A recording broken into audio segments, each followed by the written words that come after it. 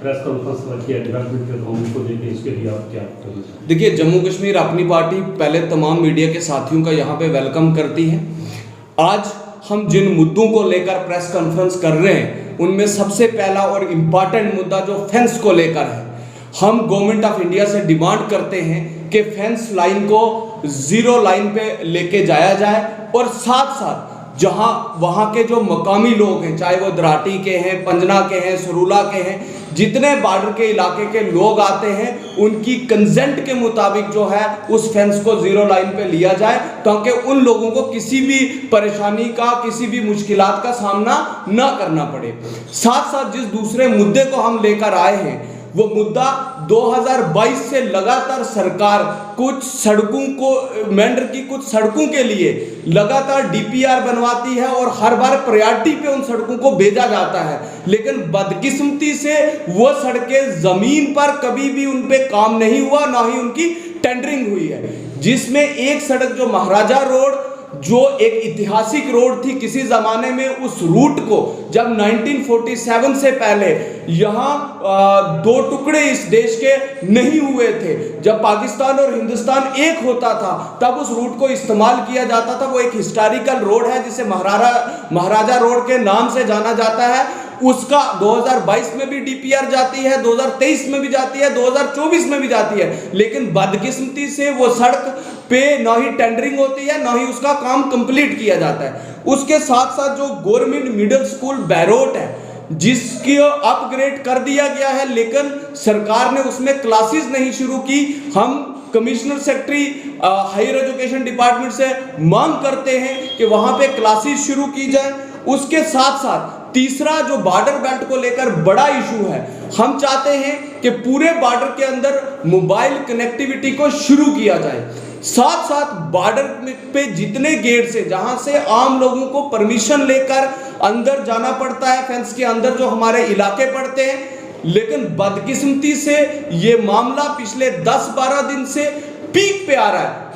वहां पे जब आप बॉर्डर पे पहुंचते हो तो गेट पे जो लेडी पुलिस अधिकारी हैं वो 4 बजे के बाद अवेलेबल नहीं होती हैं, जबकि गेट 6 बजे तक खुला रहता है, जिसमें आम लोग या तो बाहर फेंस के अंदर आ सकते हैं या जा सकते हैं। लेकिन हम एसएसपी पुंछ से और डीजी साहब से ये अपील करते हैं, एक गेट की टाइमिंग को बढ़ाया जाए, 6 बजे से 8 बजे किया जाए और सुबह की टाइमिंग को भी बढ़ाया जाए, और साथ साथ जो वुमेन पुलिस कांस्टेबल है उसको वहां पर 8 बजे तक तैनात किया जाए, ताकि हमारी माऊ बहनों को किसी किस्म की परेशानी ना हो। और साथ साथ जो एंटी नेशनल एलिमेंट इस दिक्कत की वजह से कोई ऐसा हादसा पेश आ सकता है, उस पे भी रोक लग जाए।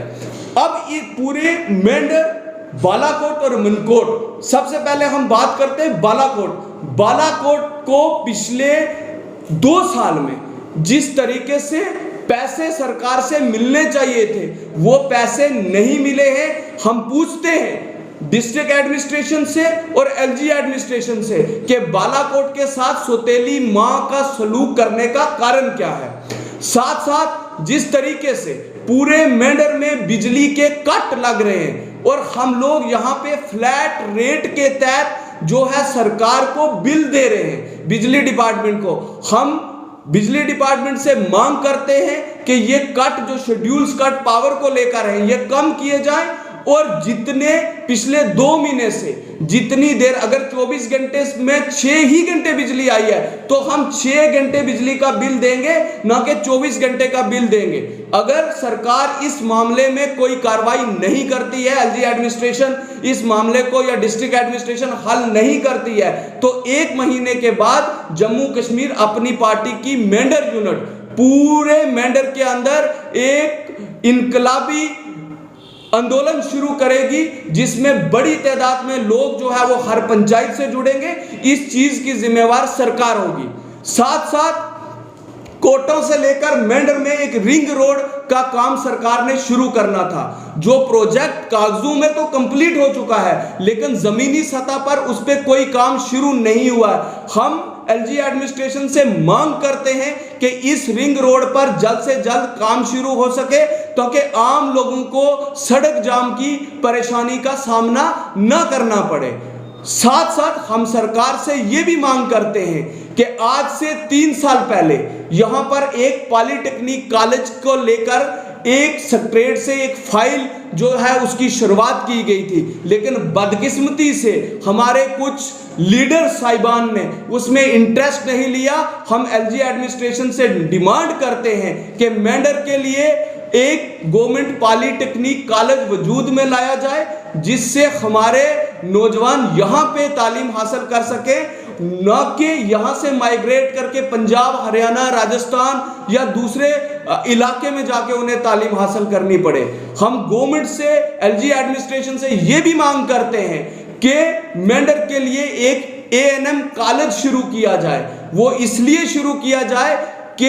यहाँ सबसे ज्यादा बेरोजगारी है और पुंछ डिस्ट्रिक्ट में मेंढर एक ऐसी तहसील है जिसमें कोई प्रोफेशनल कॉलेजेस नहीं है, जिसको लेकर हम सरकार से कहते हैं कि यहाँ पे जो 48 पैरामेडिकल कोर्सेज जो पूरे जम्मू कश्मीर में है, आप हमें कम से कम 48 कोर्सेज के नाम पे एक एएनएम स्कूल जो है वो मेंढर के लिए दें। साथ साथ इस पूरे इलाके में आम लोगों को जिन मुश्किलात का सामना करना पड़ रहा है, आज हमारा नौजवान यहाँ पे लगातार बेरोजगार होता जा रहा है। सरकार एक तरफ एक एसपीओ नामी रिक्रूटमेंट का आगाज करती है, जिस रिक्रूटमेंट में उन्होंने कुछ सिलेक्टेड इलाकाओं को जो है उसमें रखा, लेकिन हम सरकार से ये कहते हैं कि उस रिक्रूटमेंट को पूरे मेंढर बाला। हम इस विषय में हमने एक लिस्ट तैयार की है। मेंढर में 13 हाई सेकेंडरीज